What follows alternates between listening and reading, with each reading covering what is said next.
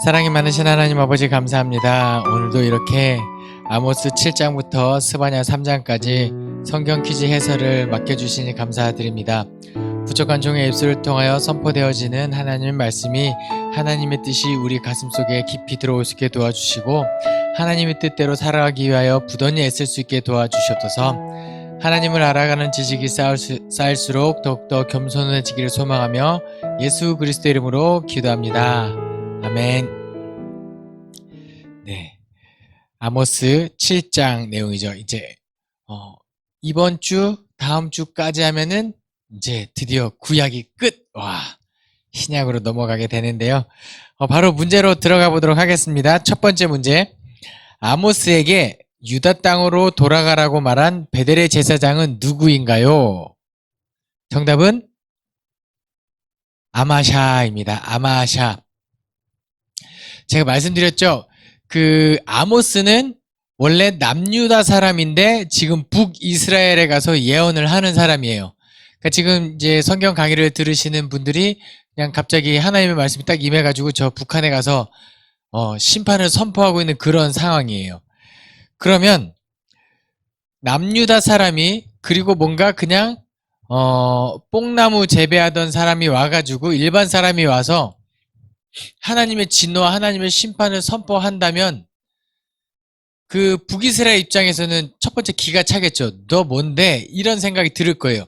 그런데 그 심판의 메시지에 사람들이 술렁이기 시작합니다. 그러면 이제 북이스라엘의 지도부 쪽 뭔가 제사장이나 이런 사람들이 뭔가 술렁이겠죠. 그래서 베델의 제사장이 이제 여로보암에게 가서 이야기해요. 지금 이런 사람이 와서 사람들에게 하나님의 심판을 선포하고 있습니다. 라고 이야기 보고하고 그 아마샤가 직접 찾아가서 뭐라고 이야기하냐면 너 뭔데 여기서 이런 얘기를 하고 있냐. 너희 땅으로 돌아가서 너네 나라에 대해서나 선포를 해라. 라고 이렇게 겁박을 해요. 안 그러면 죽을 줄 알아. 뭐 이런 식으로 했겠죠.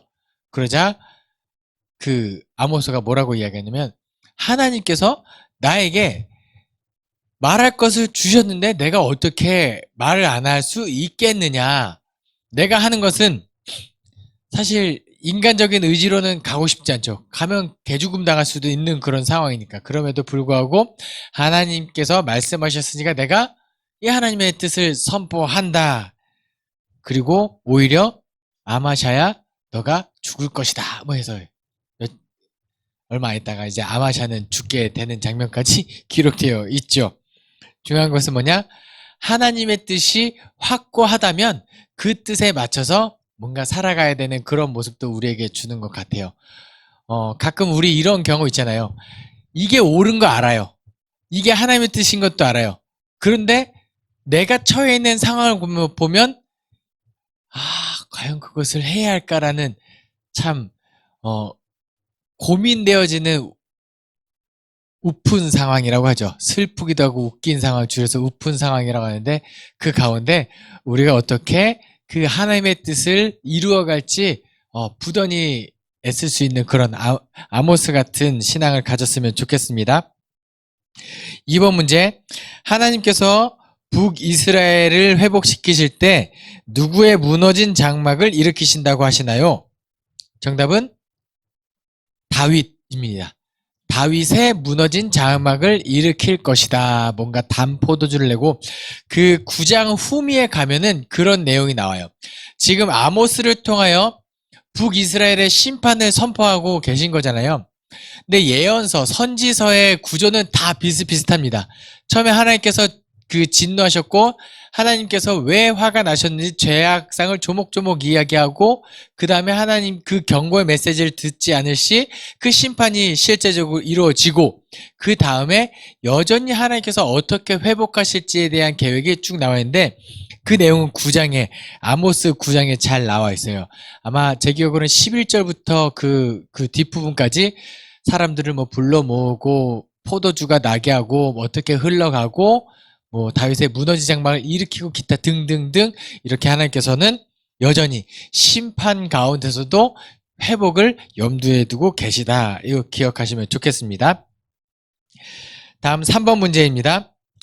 오바댜 묵시는 어느 나라를 향한 여호와의 말씀인가요? 정답은 에돔이죠. 에돔. 에서가 이제 세운 나라, 에서의 나라 에돔이 되겠는데요. 왜 오바댜의 묵시는 에돔의 심판을 이제 기록하고 있을까요? 제가 대학교 다닐 때 딱 잊혀지지 않는 그 언어 유희가 있었어요. 뭐냐면 이스라엘이 남유다가 그렇게 북이스라엘 아수르 또는 바벨론에서 멸망당하면 누군가는 도망칠 거 아니에요. 그러면은 피난 가고 다른 나라에 난민이 되는 상황인데 에돔 왜 도망친 사람들도 있겠죠. 그러면은 에돔으로 도망친 사람들이 뭐라고 이야기했겠어요? 네, 맞아요. 오 받아줘, 오 받아줘, 네, 나 좀 받아줘 했을 때 오바댜 에돔이 형제 민족이잖아요. 어떻게 보면 받아줘야 할까요? 받아주지 말아야 할까요? 근데 안 받아줍니다. 네. 오히려 이 에돔 민족이 그 혼란한 틈을 타서 남유다 또는 그 지역에 가서 약탈을 해요. 예. 예. 왜 약탈을 했냐? 우리는 괜찮다 이거죠. 지금 나중에 죽기 전에 꼭 가봐야 할 곳 중에 하나가 그 페트라라는 유적지가 있어요. 뭔가 협곡을 지나서 인디아나 존스 그 성배에 나오는 거기거든요. 페트라 지역을 지나가면 자연적으로 외적의 침입을 막아설 수 있는 천의 요새가 이 에돔 지역에 있어요. 네, 세일산. 네. 그러니까 우리는 괜찮을 거야 하면서 교만해진 이 에돔 민족을 하나님께서 심판하시는데 뭐라고 이야기하시냐면요. 오바댜 1장 3, 4절인데요. 너의 마음의 교만이 너를 속였도다. 바위 틈에 거주하며 높은 곳에 사는 자여, 내가 마음에 이르기를 누가 능히 나를 땅에 끌어내리겠느냐 하니 내가 독수리처럼 높이 오르며 별 사이에 깃들지라도 내가 거기서 너를 끌어내리리라 여호와의 말씀이니라. 결국은 교만했던, 우리는 막아낼 수 있다고 교만했던 그 민족을 하나님께서 심판하시더라. 오바댜의 묵시는 에돔 민족을 향한 묵시였더라. 이렇게 기억하시면 좋겠습니다. 자, 4번 문제입니다. 요나가 니느웨로 가라는 하나님의 명령을 듣지 않고 도망치려 했던 곳은 어디일까요? 다시스입니다. 다시스. 자, 요나는 어느 나라 사람이냐면 북이스라엘에서 활동했던 선지자일 거예요. 이것을 어떻게 할 수 있냐?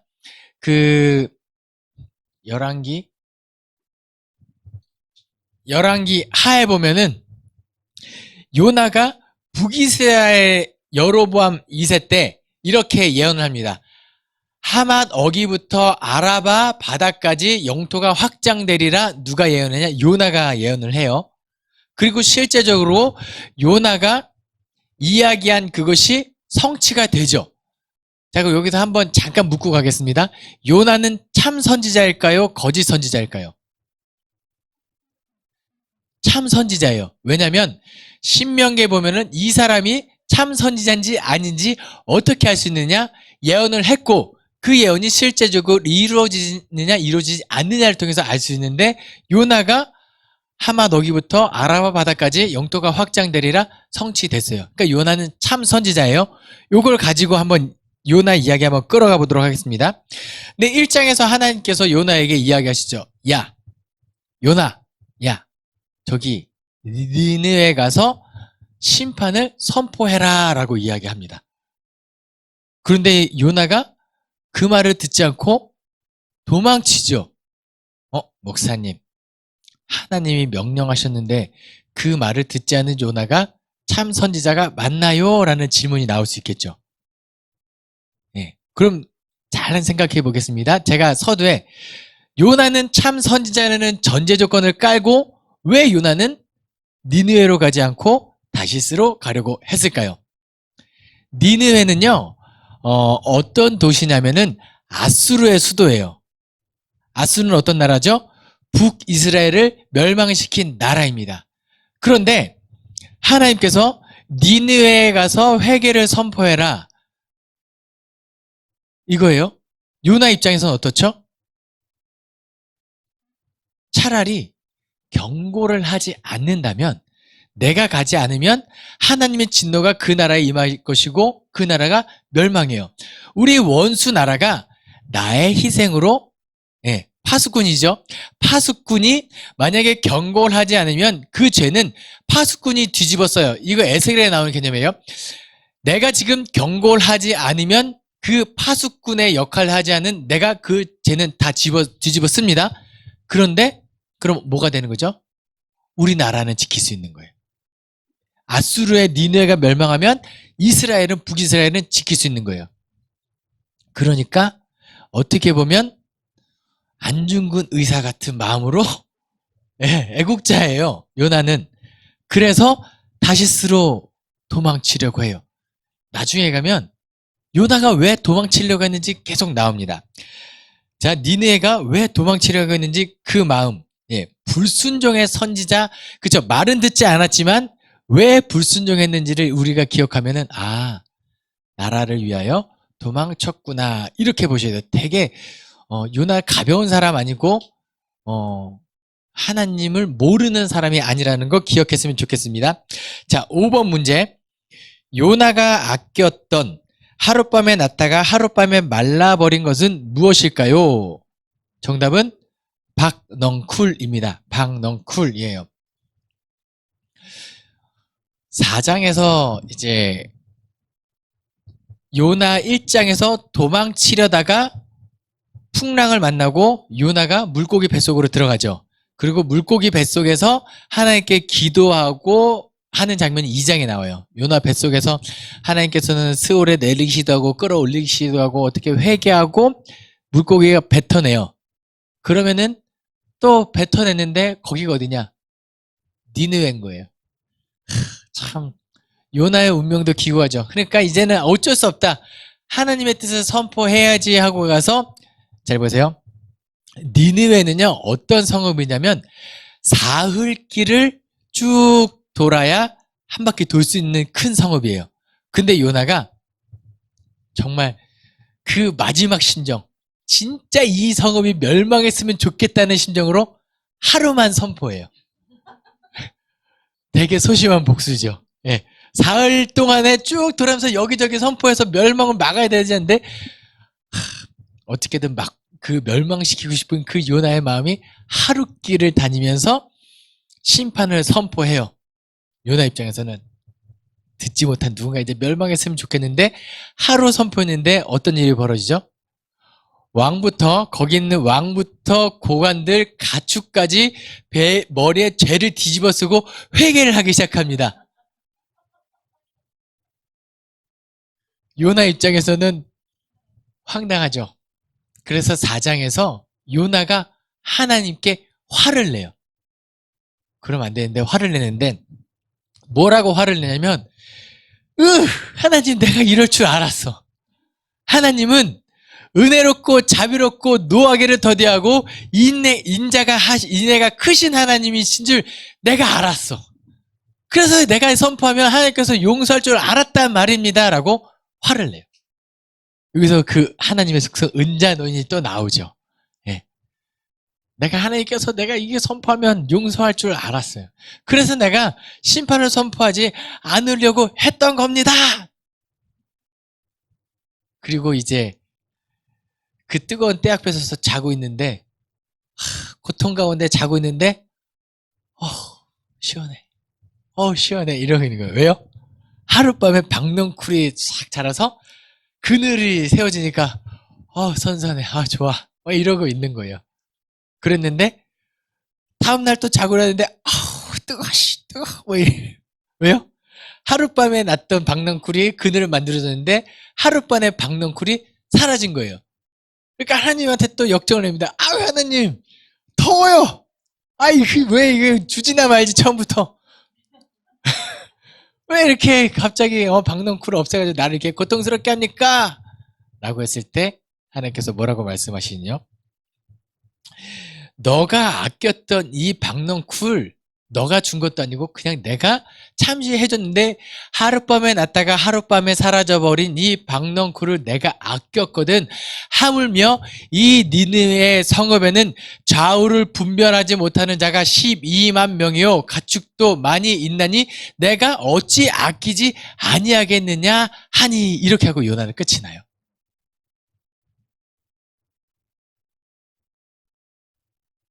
그쵸? 네. 내가 어찌 아끼지 않겠냐. 그러니까 이 개념에서 하나는 하나님께서 이스라엘의 하나님이기도 하지만 온누리의 하나님의 개념도 잘 드러나 있고, 하나님께서 정말 심판을 원치 않는 하나님의 모습도 잘 드러나고 있는 거예요. 맞죠? 근데 여기서 또 한 가지 질문을 던질게요. 어떻게 보면은 구약 성경은 이스라엘의 역사이기도 하죠. 이스라엘 역사가 잘 기록된 책이기도 해요. 한국의 역사책에 일본이 우리나라를 침략했지만, 우리나라를 정말 힘들겠지만 그 나라가 회개해서 지금 잘 먹게 잘 살게 됐더라, 선진국이 되었더라, 박수. 우리나라 역사책에 기록되어 있다면 마음이 어떨 것 같아요? 근데 요나에 지금 길게 기록되어 있는 거예요. 니네가 회개해서 하나님으로부터 심판받지 않았더라, 박수. 이런 역사가 왜 구약 성경책에 버젓이 기록되어 있을까요? 온누리의 하나님 맞죠? 근데 그러니까 약간 이스라엘의 입장에서 따지면 이거예요. 남의 자식도 회개하면 용서한다요. 너희는 이렇게 되는 거예요. 하나님은 심판을 즐겨하는 분이 아니라 원수 민족, 너희들이 우리 내 자식의 원수 민족이라 할지라도 회개했을 때 용서하는 하나님이다. 은혜롭고 자비롭고 노하기를 더디하고 인자가 크신 하나님이니까 너희도 하나님 앞에 회개했으면 좋겠다. 안타깝게도 회개하지 않았고 이스라엘 민족은 멸망당했더라. 이 메시지가 또 요나서에는 기록되어 있는 거예요. 요나서 다시 한번 이제 1장부터 4장까지 다시 한번 통독하실 때, 요나는 어떤 선지자였는지, 기존에 우리 주일학교에서 요나 이런 이미지는 결코 아니라는 거 한번 기억하시면서 통독하시면 좋겠습니다. 다음 6번 문제. 모레셋 사람 미가에게 임한 여호와의 말씀은 사마리아와 어디에 관한 묵시인가요? 정답은 예루살렘입니다. 예루살렘. 모레셋 사람 미가에게 임한 말씀은 사마리아와 예루살렘이에요. 사마리아는 어디의 수도이죠? 북이스라엘의 수도예요. 예루살렘은 남유다의 수도이고요. 제가 몇 번에 걸쳐서 말씀드리는 게 있는데, 예언서는요 이사야 계열이냐 예레미야 계열이냐 이렇게 나눠진다고 말씀드린 적이 있어요. 북이스라엘 가서 선포된 말씀은 보통 이사야 계열에서 많이 나옵니다. 공의와 정의가 없어서 너희가 심판받는다, 이거 이사야 계열이에요. 그 다음에 예레미야 계열은 너희가 예배는 드리지만 하나님 앞에 온전한 예배 드리지 않고 흠없는 어린 양을 가지고 나오지 않은 그런 예배 한다고 하면서도 온전한 예배 드리지 않았기 때문에 멸망당하는 모습은 이제 예레미야 계열이라고 말씀드렸어요. 그런데 오늘 미가는요 사마리아와 남유다 예루살렘에 관한 심판이에요. 그러니까 여기에는 어떤 내용이 기록되어 있냐면은 이사야 계열, 예레미야 계열이 다 기록되어 있어요. 그러니까 내용을 잘 읽어보면 공의와 정의에 대해서도 이야기하고 어떻게 예배해야 될지도 쭉 기록되어 있는데요. 그게 어디 잘 나타나느냐? 7번 문제입니다. 하나님께서 사람에게 선한 것을 보이시며 구하는 것이 아닌 것은 무엇인가요? 1번 정의를 행하며, 2번 인자를 사랑하며, 3번 성전을 거룩하게 하는 것, 4번 하나님과 함께 행하는 것. 정답은 3번 성전을 거룩하게 하는 것이에요. 자, 보세요. 이사야 계열, 남유다, 그 예레미야 계열 쭉 따졌을 때 하나님께서 원하시는 것이 무엇일까? 자, 6장 6절부터 8절까지 말씀입니다. 내가 무엇을 가지고 여호와 앞에 나아가며 높으신 하나님께 경배할까? 내가 번제물로 1년 된 송아지를 가지고 그 앞에 나아갈까? 여호와께서 천천의 순양이나 만만의 강물 같은 기름을 기뻐하실까? 내 허물을 위하여 내 마다들을 내 영혼의 죄로 말미암아 내 몸에 열매를 드릴까? 이거예요. 내가 이렇게 예배 드리면 하나님께서 기뻐 받으실까라고 질문을 하는 거죠. 하나님께 어떻게 하면 온전한 예배, 하나님이 기뻐하시는 예배를 드릴 수 있을까라는 질문에 하나님께서 이렇게 대답하십니다. 사람아, 주께서 선한 것이 무엇임을 내게 보이셨나니 여호와께서 내게 구하는 것은 오직 정의를 행하며 인자를 사랑하며 겸손하게 내 하나님과 함께 행하는 것이 아니냐, 이 말씀하시는. 하나님께서 기뻐하시는 예배가 뭐다? 오직 정의를 행하며 인자를 사랑하며 내 하나님과 함께 행하는 것이 아니냐, 이거예요. 그렇죠? 공의와 정의를 행하며 하나님과 함께 더불어 기뻐하는 것, 택하신 곳에서 기뻐하는 그 예배를 하나님께서 받으시는 거예요. 네. 부모님께 매일 때마다 기념일마다 뭔가 외식권 보내드리고 뭐 이거 보내드리는 것보다 부모님이 원하시는 거 뭐죠? 와서 라면을 먹어도 좋으니까 와서 같이 얼굴 좀 봤으면 좋겠다, 이런 거예요. 무엇을 드릴까가 문제가 아니라 어떤 마음으로 나아갈 것인가, 이 개념을 쭉 나중에 가면은 이제 예수님께서 말씀하시죠. 예배할 때가 오나니 곧 이때라 영과 진리로 예배할지니라. 그 마음 가지고 나오는 것을 하나님께서 원하신다는 거. 이제 미가를 쭉 읽어보시면 참 미가도 정말 하나님께 예언서 전체 를 잘 함축시켜 놓은, 내가 이사야를 읽기에도 시간이 좀 부족하고 예레미야도 읽기에도 시간이 부족하면 그런데 내용은 파악하고 싶다? 그럼 미가를 딱 읽으면은 이제 잘 예언서에 나오는 하나님의 개념들이 여기 잘 드러나고 있다 기억하시면 좋겠습니다. 8번 문제. 나훔의 묵시는 어디에 대한 경고인가요? 정답은 네, 니느웨에 대한 경고이죠. 엘고스 사람 나훔이 니느웨에 대하여 경고한 글이 나훔입니다. 나훔. 니느웨에 향한 경고를 또 한다고요? 니느웨는 어디 수도였죠? 아수르, 북이스라엘에 관한 경고이죠. 아까 요나 때 용서하신 거 아닌가요? 그쵸? 한 번 회개로 끝나는 게 아니죠. 그 이후에 아수르가 어떤 죄를 지었는지 여로보암 2세 때 이후에 그 요나의 선포를 듣고 회개했을지라도 어쨌든 북이스라엘을 멸망시켰던 아수르는 이 하나님의 진노로 멸망을 당합니다. 자, 혹시 기억하시는 분 계실까 모르겠는데 아수르는 왜 멸망했을까요? 이 이유는 이사야에 잘 기록되어 있습니다. 이사야 10장에. 뭐냐면 하나님의 심판의 도구로, 북이스라엘을 심판의 도구로 아수르를 사용하는 건 맞아요. 그런데 거기까지였죠. 너는 내 진노의 막대기요 몽둥이다. 어디를요? 북이스라엘을 심판하는 것까지가 내 계획이다. 그런데 아수르가 우리가 잘나서 우리가 힘이 있어서 이렇게까지 했구나 해서 이스라엘까지만 때려야 되는데 어디까지 침공하죠? 남유다. 그 교만으로 말미암아 하나님께서 아수르를 심판하시죠. 네.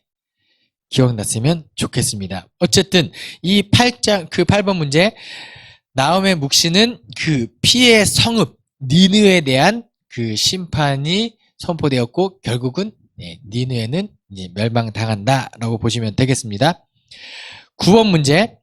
사납고 성급한 백성, 곧 땅이 넓은 곳으로 다니며 자기의 소유가 아닌 거처들을 점령하는 자들은 어디 사람인가요? 정답은 갈대아 사람입니다.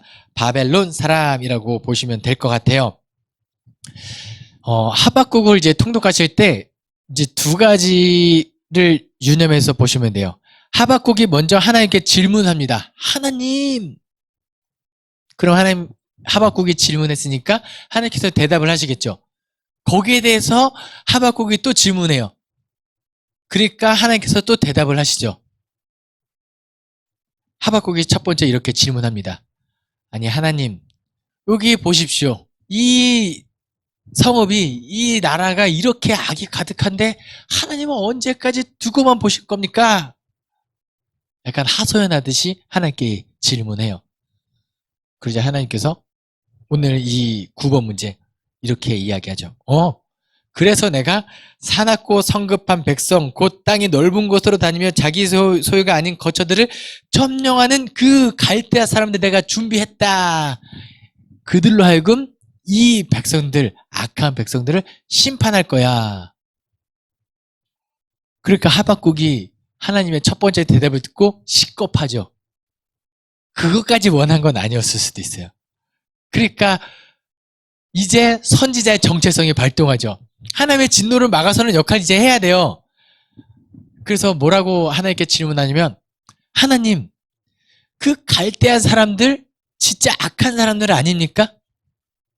그런데 어떻게 우리 악한 사람 맞는데 우리 백성들을 악을 저지르는 거 맞는데 어떻게 더 악한 사람들이 우리를 심판하는 것을 두고 보시렵니까? 이거예요. 이건 거예요. 하나님, 똥 묻은 개가 겨 묻은 개를 심판해도 됩니까? 이거예요. 똥 묻은 개보다는 겨 묻은 개가 그래도 좀 더 깨끗한 거죠. 똥 묻은 개에 비해서는 겨 묻은 개가 좀 더 의인의 측면으로 이야기하면서 하나님의 진노를 막아서라고 해요. 하나님께서 이제 나를 막지 마라. 내가 이 계획한 일, 이스라엘 백성들의 죄악으로 말미암아 이 땅이 더럽혀졌고 이 땅이 깨끗해지고 죄악을 걷어내기 위해서는 이 연단의 과정이 필요하다. 심판의 과정이 필요하다. 보세요. 악이 가득했고 궁극적으로 이 하박국 선지자도 그렇고 하나님께서도 추구하는 모습은 이 땅에서 악이 제하여 버리고 다시 거룩한 백성이 되는 것을 원하고 있는 거예요. 그런데 그 과정이 심판의 과정이 있고 심판의 과정 뒤에 그 심판했던 바벨론을 또 하나님께서 심판하심으로 이제 거룩한 백성이 되는 이 프로세스가 들어오시죠. 하나님께서 어떤 것을 이 땅을 거룩하게 하기 위해서 어떤 계획을 가지고 있는지 이제 보이시나요? 다시 지금 여기 땅이 이스라엘 그 민족의 죄로 말미암아 땅이 더러워졌어요. 그러면 이 땅을 깨끗하게 하려면 이 땅을 더럽히는 사람들을 걷어내면 되죠. 이들이 없어지면 돼요. 짠! 이거 하면 되죠. 그래서 사납고 갈대아 사람 바벨론의 심판의 도구라서 이들을 다 걷어내요. 끌고 가고 죽이고 끌고 가서 땅을 더럽히던 존재들을 없애요. 그러면 땅이 깨끗해지겠죠. 그 다음에 깨끗해진 땅에서 다시 포로들을 데리고 끌려갔던 사람들을 다시 돌아와서 새롭게 시작하면 거룩한 백성이 되는구나. 이 과정이에요. 하나님께서 내가 이것을 계획했다. 그러니까 더 이상 나를 막아서지 말아라. 어쩌면 너가 막아선들 막히겠느냐? 사람들은 끊임없이 죄를 짓는데 그래서 하나님께서 이것을 반드시 하겠다라고 하박국에게 이야기를 한 거예요. 하나님의 단호한 결의, 수술 날짜는 잡혔다. 이거예요. 그렇게까지 되면 이제 하박국이 기도해야 될 것은 뭐죠? 조금만 살살 때려주세요. 이거예요. 그게 하박국 3장에 잘 기록되어 있죠. 하나님, 하박국 3장, 네. 여기서 성경책에 부흥이라는 단어가 이제 처음 나오죠. 하박국 예. 3장 2절입니다. 여호와여, 내가 주께 대한 소문을 듣고 놀랐나이다. 하나님의 그 계획을 듣고 내가 깜짝 놀라고 말았습니다. 여호와여, 주는 주의 일을 이 수년 내에 부응하게 하옵소서. 이 수년 내에 나타내시옵소서, 이거예요. 그래서 여기서 말하는 부응은 두 이시예요. 하나님의 계획하신 것을 하십시오예요.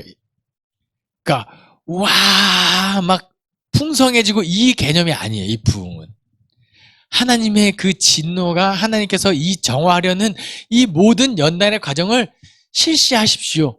수년 내에 그것을 이루어 주시옵소서. 그런데 진노 중에라도 긍휼을 잊지 마시옵소서. 살살 때려 주십시오, 이거예요. 이 고백이 하박국이 어떤 심령으로 했는지 느껴지시나요? 혹시라도 와, 내가 하나님의 그 계획이라니, 하나님 하십시오. 내가 막아설 수 없는 그 하나님의 그 계획을 이루시는데 혹시라도 하나님 마음에 긍휼하신가 자비하신가 그 은혜와 사랑하는 마음이 있다면 덜 아프게 살살 진노 중이라도 긍휼을 잊지 마옵소서. 끝까지 선지자의 역할을 감당하고 있는 하박국의 모습이 보이죠. 그리고 나서 마지막에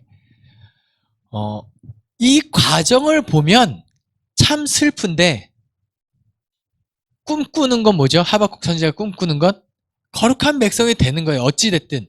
그래서 마지막 절에 뭐라고 17절에 비록 16절부터 읽어드릴게요. 내가 들었으므로 내 창자가 흔들렸고, 지금 슬프다는 거예요. 그 목소리로 말미암아 내 입술이 떨렸도다.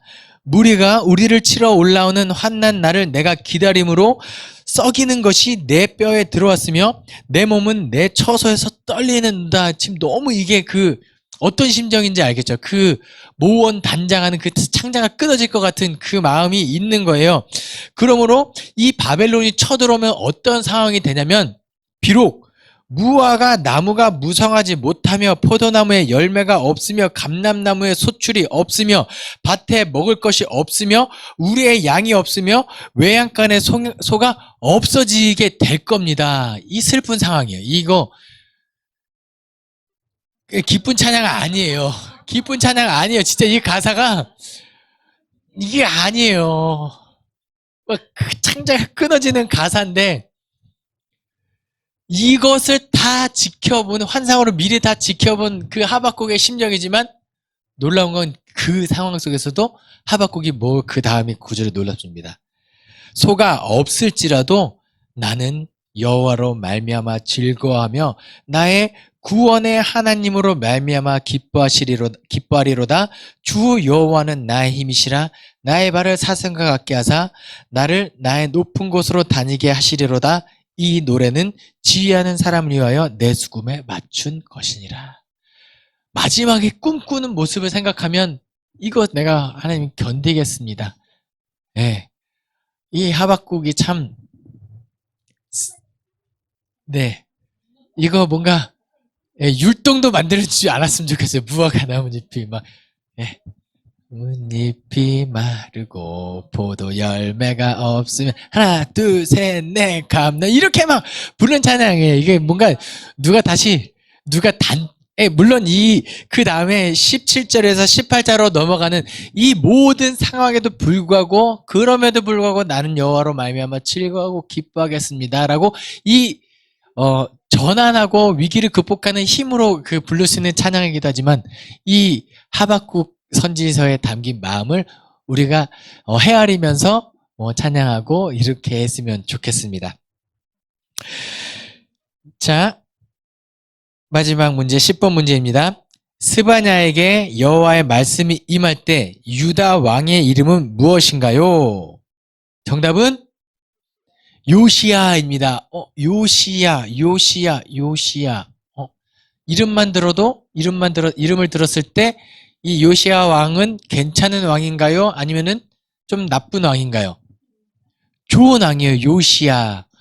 요시야가 다스린 지 12년째에 성전을 청소하고 성전에서 발견된 율법책을 보고 사람들에게 이 율법책에 적혀진 의미를 우리에게 알려줘라. 그 사람들이 뭐 하고 이것입니다 하니까 옷을 찢고 이 우리 선조들이 이 율법책에 기록된 일을 하지 않았기 때문에 여호와께서 내리신 우리에게 내리신 진노가 크도다 하면서 종교개혁을 일으켰던 좋은 왕이에요.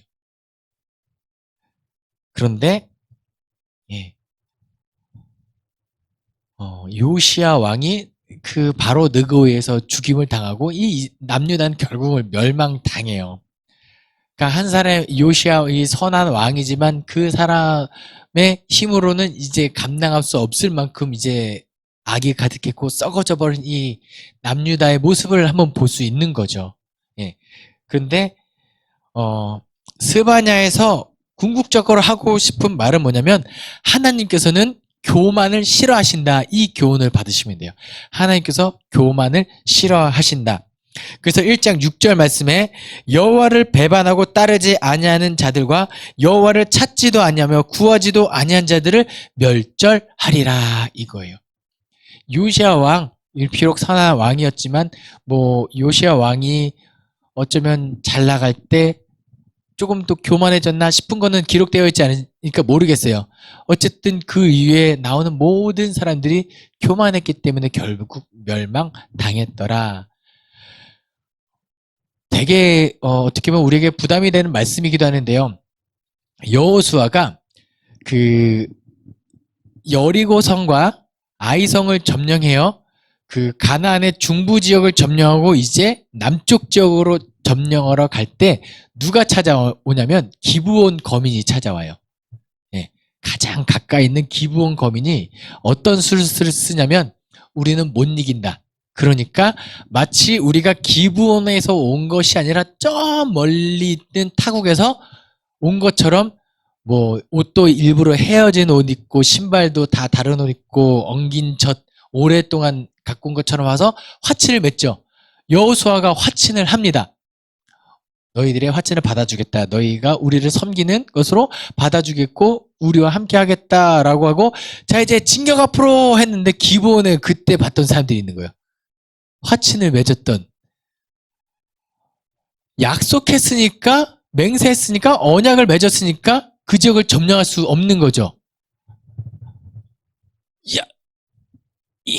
여호수아 입장에서는 기가 찰 노릇이죠.